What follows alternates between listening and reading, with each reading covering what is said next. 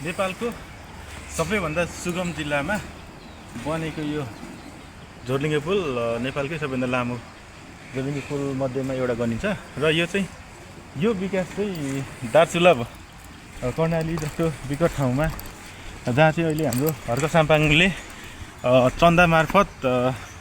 झोर्लिङ्गे तुइन हटाएर झोर्लिङ्गे पुल बनाउने भन्ने एउटा जुन सङ्कल्प लिएर उहाँले 10 रुपियाँदेखि माथि डोनेसनको एउटा कार्यक्रम लिएर डोनेसन बक्स लिएर उहाँ माननीय संसद भइकिन उहाँ एउटा अभियानमा हिँड्नु भएको छ। त्यस्तै यहाँको यो यतिको गर्ने विकासको अवधारणा चाहिँ त्यहाँको जनप्रतिनिधिलाई पनि होस् र यहाँ बन्ने यो सुगम जिल्लामा सुगम ठाउँमा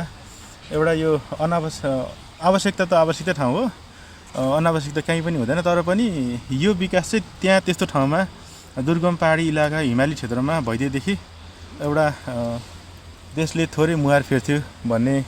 चाहिँ एकदम ठुलो मनमा लागेछ र अहिले बनेको नयाँ सरकारले चाहिँ यो यस्तो उटपटाङ्गे दिमाग उटपटाङ्गे काम चाहिँ नगरोस् भनेर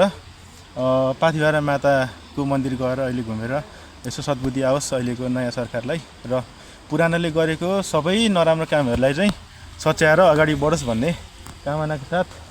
यो झोर्लिङ्गे पुलमा आएर रमाइलो गरिरहेको अवस्थामा एउटा सानो हजुरहरूलाई सन्देशमूलक भिडियो। जय नेपाल।